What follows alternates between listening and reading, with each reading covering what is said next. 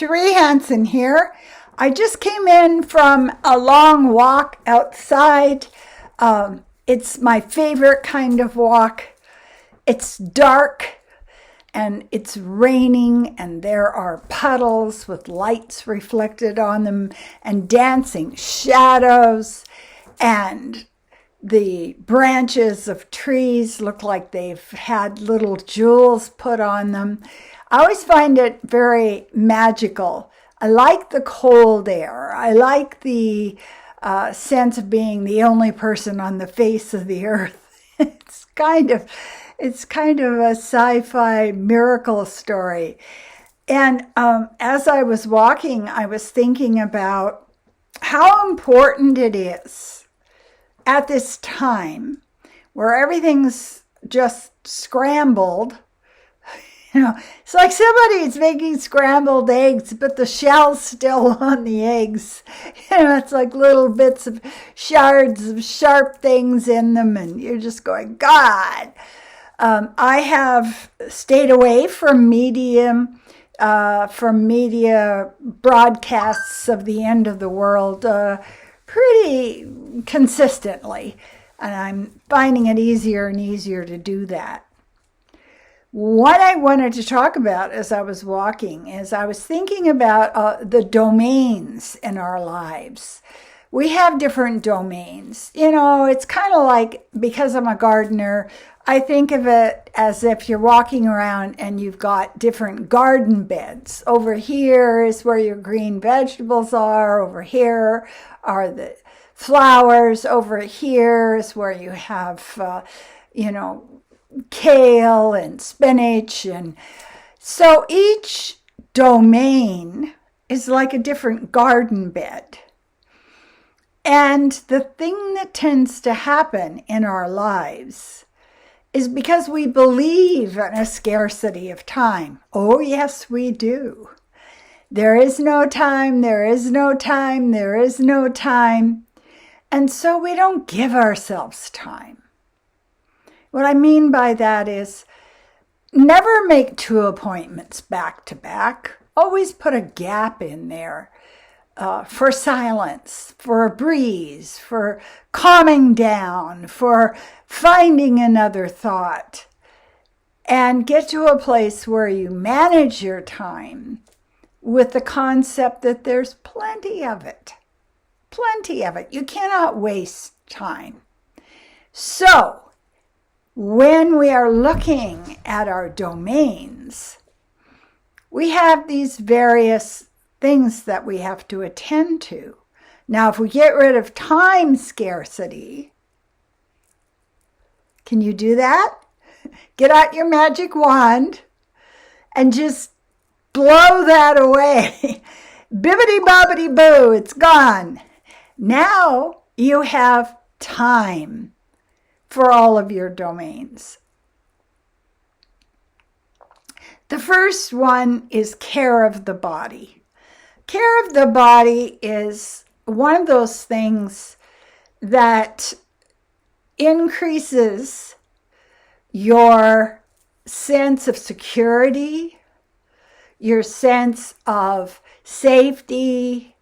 When you are mothering or fathering your own body, you feel, more connected to the earth, more in a state of calm. It's the way to go. Because if you have a crazy parent who's just not taking care of you at all, imagine if you were your own parent. No, you're not having breakfast. There's no time for that. Here, I'm going to give you a whole bunch of sugar and raise your glycemic index and put on a bunch of fat for you. And, it's surprising that social services isn't knocking at our door when we're failing to parent ourselves well. So think of yourself like a 4-year-old or a 5-year-old or a 12-year-old, and you have been given the responsibility of this body. Here's your body. Now take care of it. And most of us ignore it. We're taught in our culture not to pay attention to it. we don't even know what our body is saying to us most of the time. Oh, I've got a little twinge here, something's going on there. We're not listening. And the body will always whisper to us at first, like, you really should get more sleep. And then it starts to yell and go crazy. You don't want to go that whole route. Just listen when it's whispering. So, good sleep, very important for mental health, for balance in the body, for giving yourself the reserves you need to ride the unexpected waves that come in during the day. The chaos, the unexpected chaos that you can expect. It's coming. So, REM sleep, deep sleep, good sleep. And the next thing is, most of us are dehydrated. We're walking around, and the two things we don't do, and it's crazy. We don't drink and we don't pee. Come on. It's supposed to be like a waterfall. You put the water in, the water comes out, all right? So learning how to manage your body is a really good thing to set out on an adventure to teach yourself, to learn from people. How do I best take care of my body? The next one that is very, very important is, how do I take care of my mind? Most of us are taught in this society that your thoughts are truth. If you think something, it's true. Well, that's the biggest lie we have ever been told. Thoughts are just shadows of our past trauma. So when a negative thought comes up, I'll give you an example. For me, going out walking in the wet and the cold, the ferocious wind blowing on me is thrilling, and I love it. But what I've been taught from the culture is that it's not nice enough to walk. It's like we're waiting for nature to create the perfect moment before we go out and walk. Joggers aren't like that. You see them out there in just a hellscape. It's like running across a fjord or something. They're just like, that's okay, I like this. So teaching yourself to disregard your thoughts. And I'm not talking about resisting them. Resisting anything makes it stronger. So as soon as I try to resist something, what I'm doing is I'm teaching it to push back on me harder and harder. But just look at it and go, you're so silly. You're such a silly thought.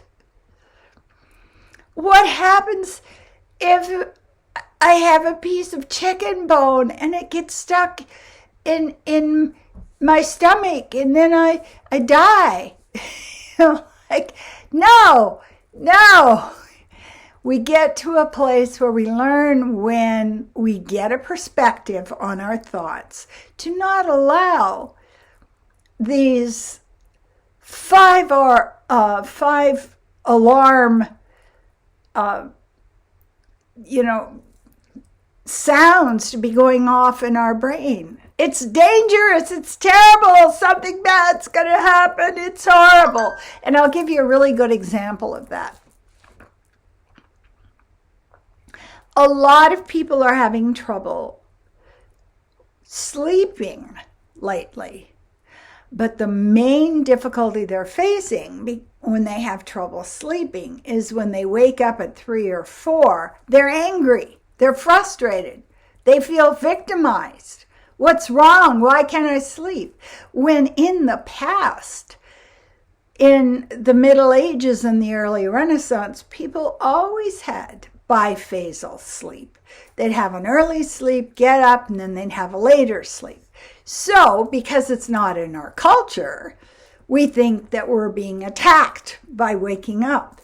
One of the things I do that works really well, and for the people that I coach, is look at it as an opportunity. I can put on a self-hypnosis tape. I can listen to beautiful music. I can use that time to train my mind. Oh, great!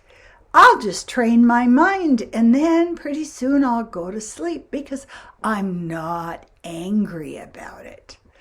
So learning how to look at your thoughts, you know what you're thinking. Do you know what you're thinking? No, you don't most of the time because you're not paying attention.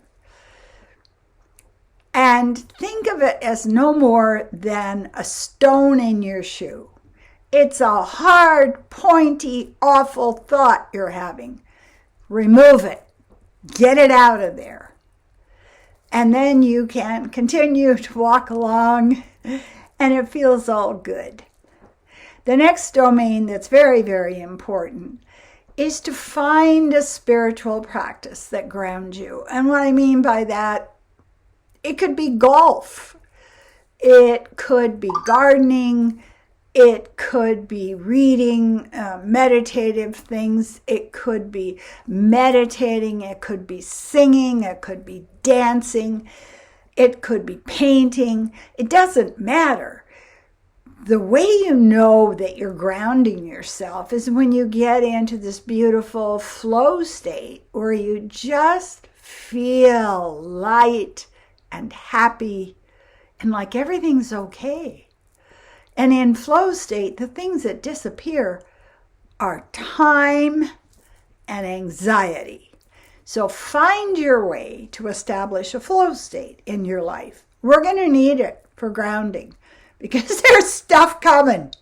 It's just like, yeah, okay, I have my defense. My defense is here because I know how to use my breath and I know how to ground myself. Another one is your social contacts. It is not the best thing in the world when the world is in chaos to put yourself around negative people. Negative people bring your vibration down. They make you defenseless against negativity and fear and anxiety. And what you want to do is you want to get into a place where you are in your castle. You're protected. It's a fort. It's a fort here, baby. And you can't come in because I have got control of it. My thoughts, my body, my grounding, my spiritual practice. And no, I'm not going to join you in the victim dance, tromping around in the mud, celebrating how horrible everything is. Sorry. And you can dismiss people quite gently. You don't have to tell them they're too negative. It's just like, oh, yeah, we should do that. Another one that people are not paying a lot of attention to is their financial or prosperity domain. Now, what I mean by that is not exactly what you got in the bank. We have to look at your balance. In other words, how much debt do you have? How are you spending your money? Track it. I had this amazing experience of denial that I really wasn't buying that much clothing. And then my accountant said, track it. Everything you spent on clothing in the last 3 months, write it down and add it out. And I'm looking at it and I'm going like, oh my God, I'm spending $300 a month on clothing. But you know how I did it? It was so sneaky. I did it by buying only 1 or 2 things at a thrift store at a time. So I didn't know I was spending that much money, right? It's sneaking the payment out into the world. But your bank account doesn't care. Your money's gone. It doesn't matter how directly or how stealthily you spent that money. Another thing that is a very good domain to pay attention to is what I call the love account. Okay? We have a certain amount of love that we want to give to other people. It's a desire, it's a need, it's something that we need to do to make ourselves feel good about ourselves, to make ourselves feel safe. So if you can find a way that works for you, that's gentle, that's not belabored, that is not fraught with tension, to just gently show love to people, it really makes you feel better about yourself. And it improves your vibration. One of the things that I used to do when I used to have 21 rose bushes is I always went out for a walk with a rose in my hand. And if I came across somebody who looked sad or down, or if I came across a couple that had a little child, I would give them the rose. And it just fired me up. It made me feel so much love. And this is something that most people don't understand. If you want to feel loved, you need to love, because that fills you up. And now you're all charged up and your love tank is filled up and you're ready to give more. So it's a delightful feeling. So right now, we really need to focus on our domains. We really have to take good care of all aspects of our lives. We could lay down in despair about the outside world, or we can just be wise, good caretakers of our own reality. And that's so much more attainable. It's so much more satisfying. I can take care of myself. I can make myself happy. I can be secure.